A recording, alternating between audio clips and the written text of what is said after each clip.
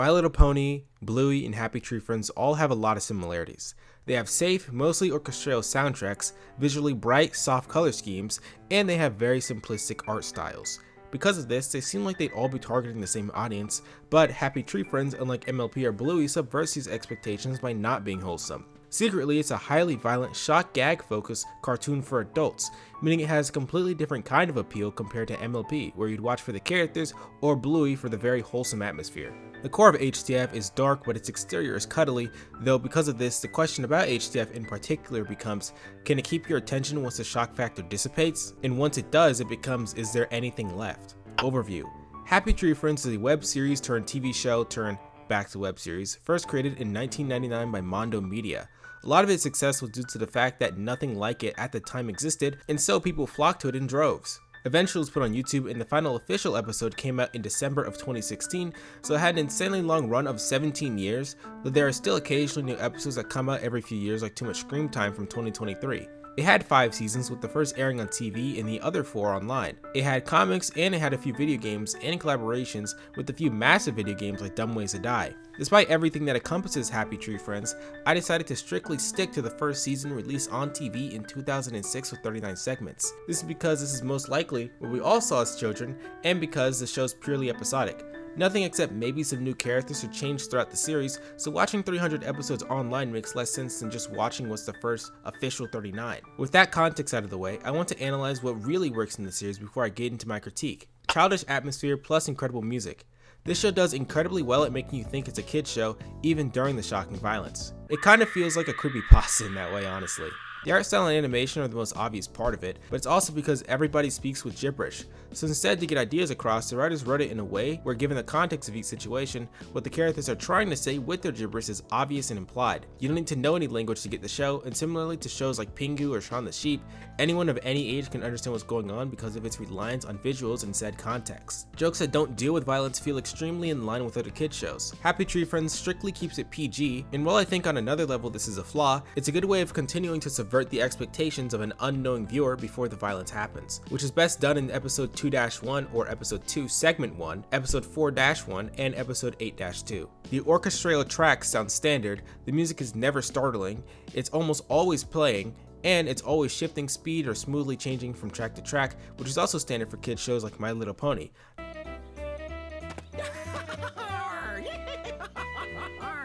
Not to mention the musical specific shifts when events happen. While the show does have unnerving tracks like Chip Off the Old Block and especially This Is Your Knife,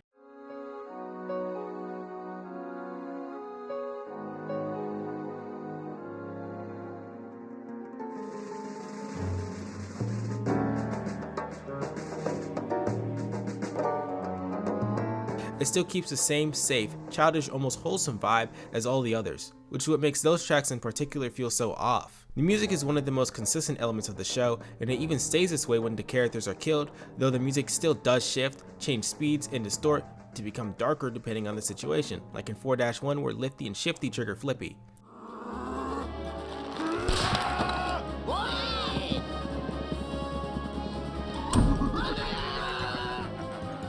An interesting subtle detail with the music is that for Flippy, it always has militaristic drums since he's a war vet.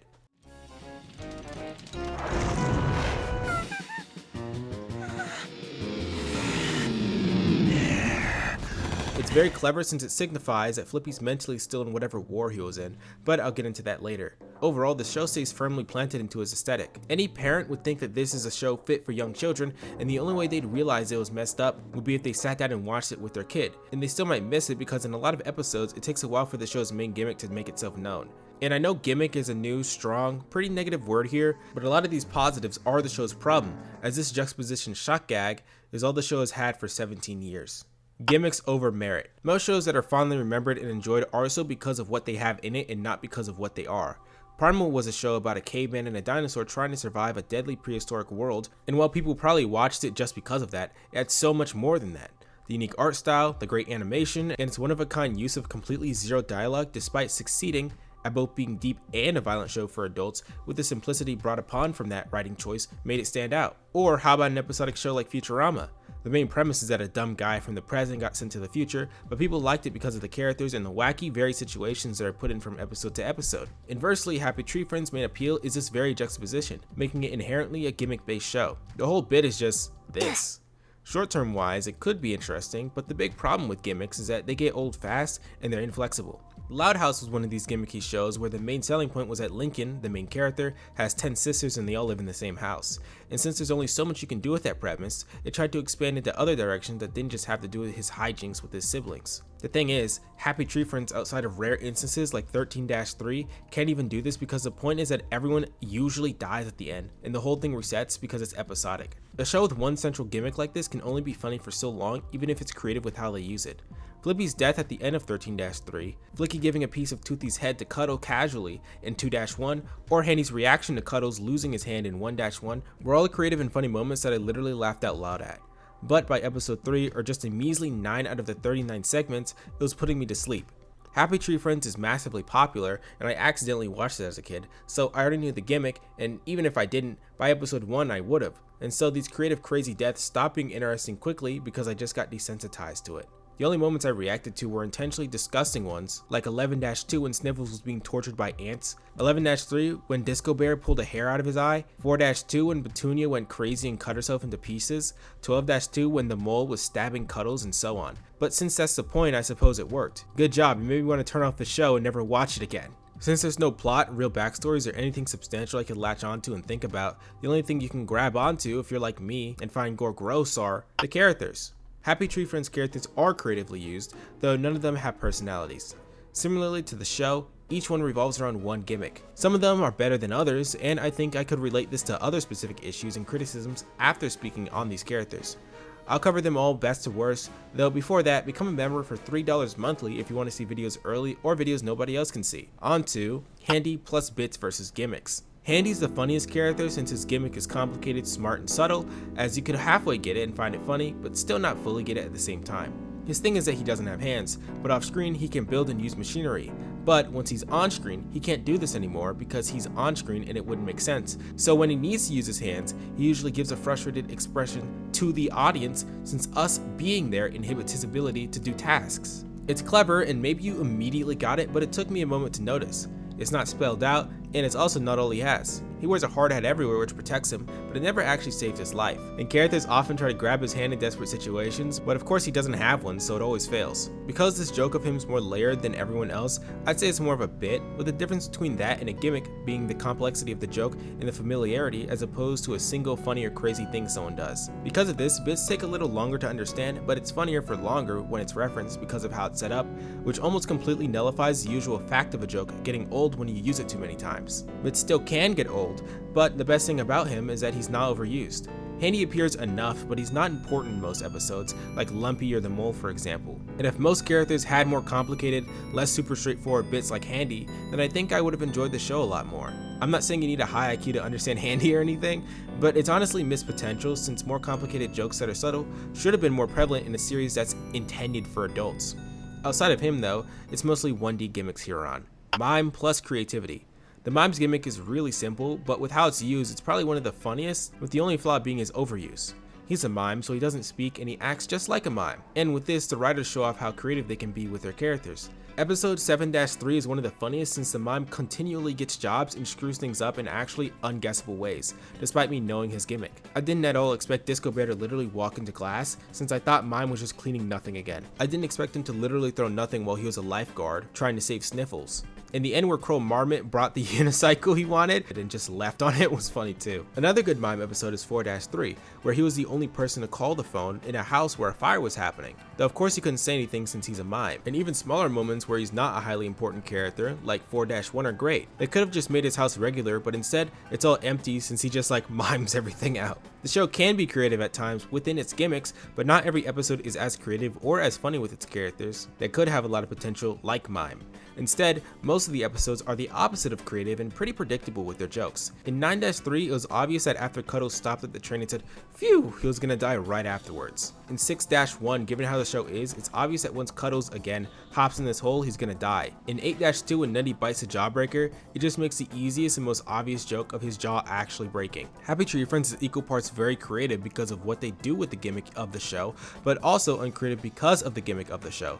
Because it's Happy Tree Friends, a lot of the time you can practically see into the future and just know when someone's going to die in a disturbing or funny way, even though either way you'd probably be desensitized to the violence at that point. Flippy Underutilization.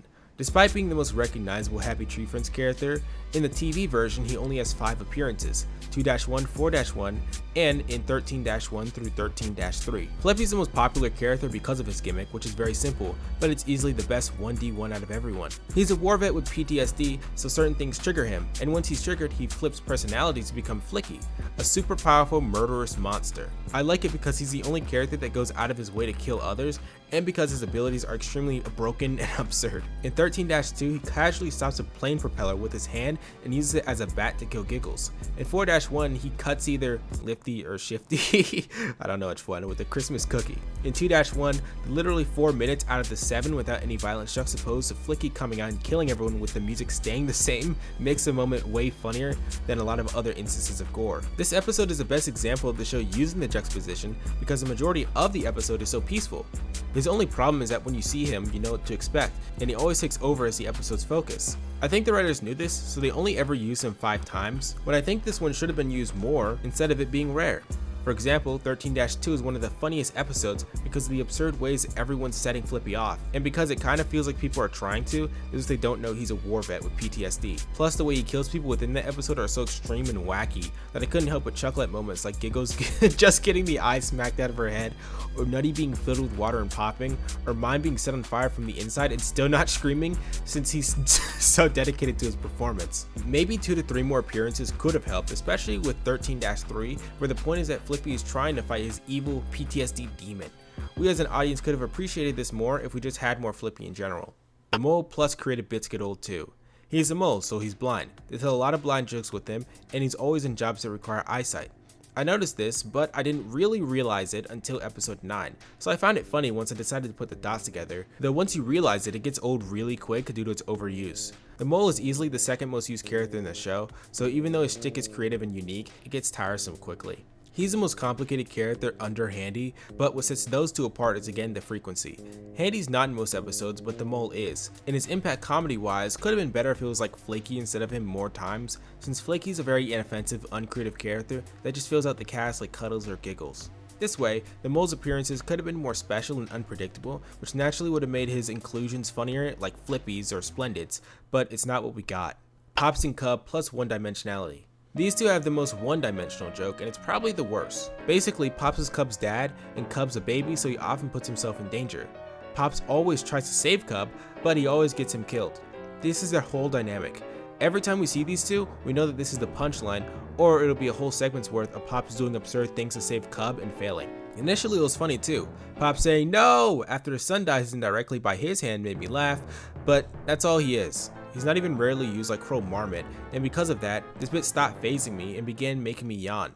Lumpy plus overuse. Lumpy's just dumb and he's always put in places of authority, despite not qualifying for them.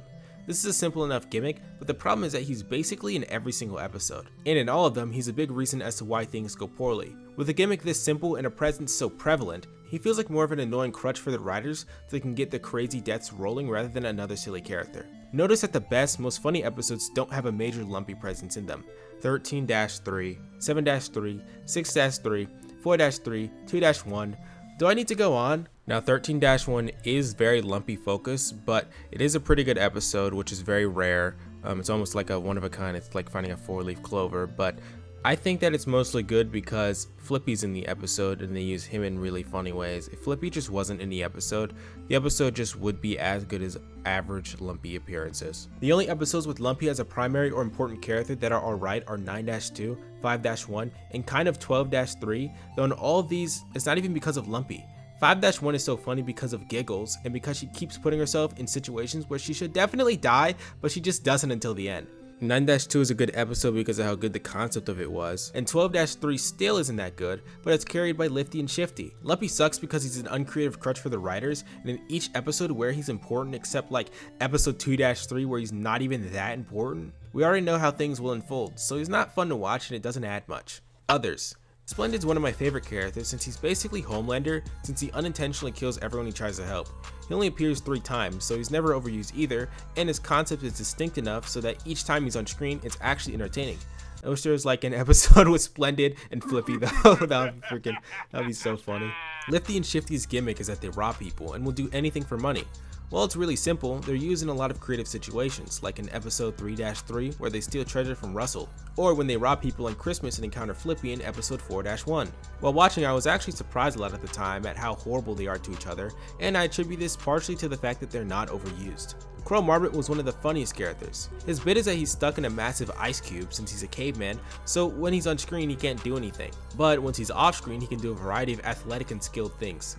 The funniest thing about him is that nobody questions this or seems to even notice. Plus he's very rarely used since this is the kind of gimmick that's most funny when it appears without you expecting it. Which is why when he got his own episode in 10-2, it was easily his worst appearance. Because of this, he was one of my favorites. I like Petunia and she had the most disturbing episode to me, that being episode 4-2. In that episode we learned that her gimmick is that she's a neat freak. It's not the most funny or even prominent gimmick or anything since a lot of the time it's not even relevant for when she's on screen, but I don't think it's bad and it led to some interesting situations. These characters are good despite their simple gimmicks since unlike the Mole or Lumpy, they're just not overused. I'll quickly go over the others. Sniffles is the most mid character to me, as all he does is create inventions or use his intellect to accidentally get the others killed. While it does have a lot of potential, I don't think it's utilized very well, and his presence in most episodes, despite him doing things like making a time machine and a small mechanical ant he can control basically via VR, isn't notable, and I almost forgot to mention him. Flaky, for whatever reason, seems to be a fan favorite character, even though she's just cowardly and like flakes fall off of her when she runs.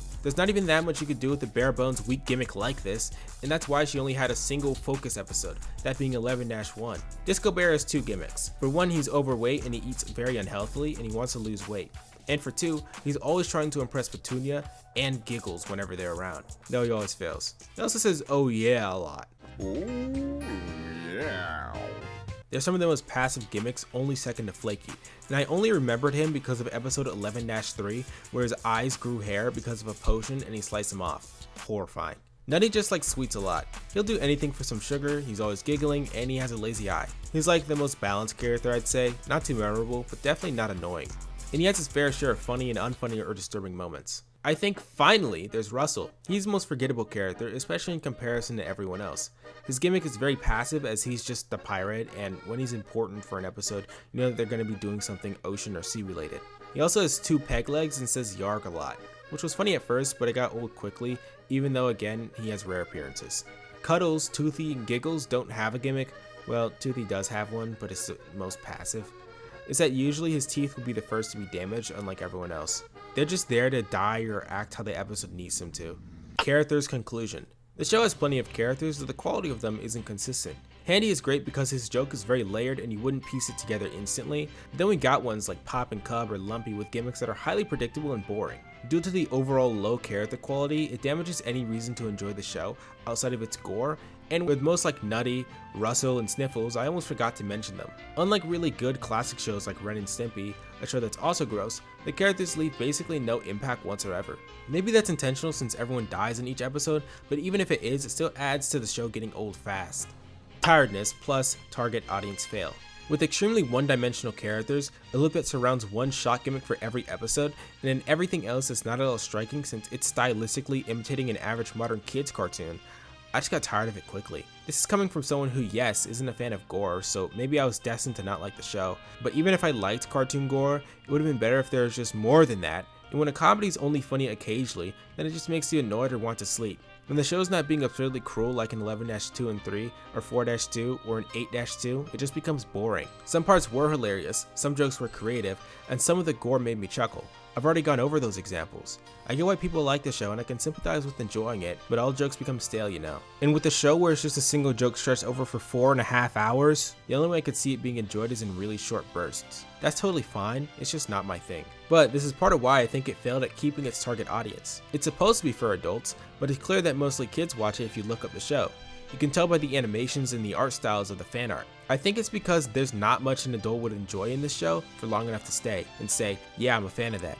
It's repetitive, the jokes for the most part aren't that clever, and since the bit's being shocking, then given when it came out, I'm not surprised it was remembered, but I'm also not surprised that its reputation to most people is just the cartoon we shouldn't have seen when we were kids, with basically zero adults actually in the audience.